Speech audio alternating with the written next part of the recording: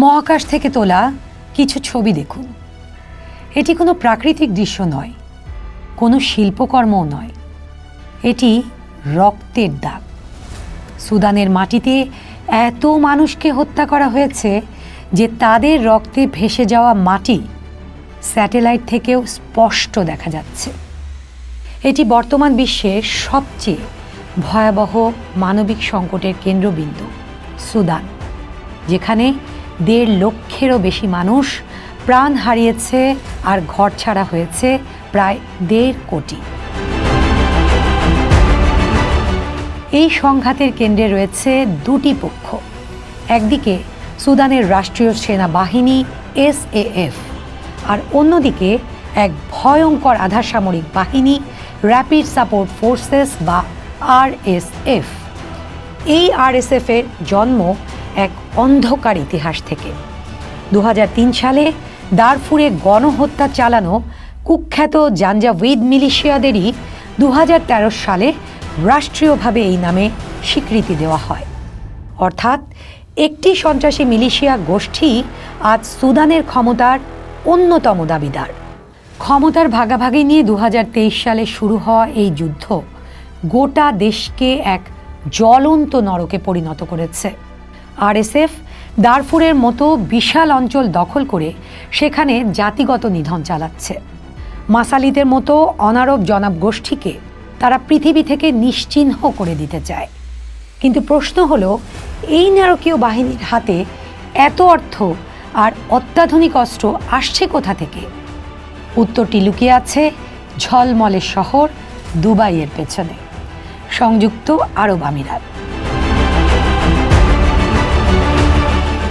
আমিরাতের নিজস্ব কোনো সোনার খনি নেই, অথচ দেশটি বিশ্বের অন্যতম বৃহৎ স্বর্ণের বাজার।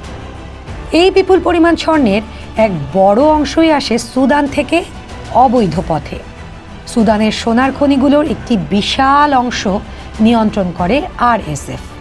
তারা সেই সোনা পাচার করে আমিরাতের হাতে তুলে দেয় আর বিনিময়ে পায় অস্ত্র কেনার মতো বিপুল অর্থ। কিন্তু আমিরাত কেন রাষ্ট্রীয় সেনাবাহিনীকে বাদ দিয়ে একটি মিলিশিয়া গোষ্ঠীকে সমর্থন দিচ্ছে? কারণ সুদানের বর্তমান সরকার সম্প্রতি লোহিত সাগরে বন্দর নির্মাণের জন্য আমিরাতের সাথে করা $6 বিলিয়ন একটি চুক্তি বাতিল করেছে। এই অর্থনৈতিক সংঘাতের কারণেই আমিরাত এখন RSFকে সরাসরি অস্ত্র ও ড্রোন সরবরাহ করে সুদানের সরকারকে ক্ষমতাচ্যুত করতে চায়। মার্কিন গোয়েন্দা সংস্থাগুলো নিশ্চিত করেছে, আমিরাত না থাকলে এই যুদ্ধ অনেক আগেই শেষ হয়ে যেত।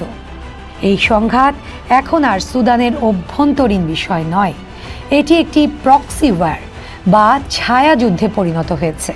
একদিকে রাশিয়া, সৌদি আরব ও মিশর সুদানের সেনাবাহিনীকে সমর্থন দিচ্ছে, অন্যদিকে সংযুক্ত আরব আমিরাতের সাথে ইথিওপিয়া ও চাদ সমর্থন দিচ্ছে RSFকে।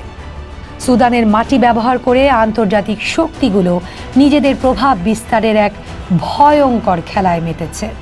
আর এই খেলার শিকার হচ্ছে সুদানের সাধারণ মানুষ। ২.৫ কোটি মানুষ চরম ক্ষুধায় দিন কাটাচ্ছে। ৫০ লক্ষ শিশু ভুগছে অপুষ্টিতে। ক্ষমতার রাজনীতি কতটা নিষ্ঠুর হতে পারে সুদান তার জলজ্যান্ত প্রমাণ। যদি আন্তর্জাতিক খেলা এখনই বন্ধ না করা হয়, তবে হয়তো সুদান আরও টুকরো টুকরো হয়ে যাবে, আর স্যাটেলাইট থেকে দেখতে পাওয়া যাবে রক্তের দাগ আরও গাঢ় হবে।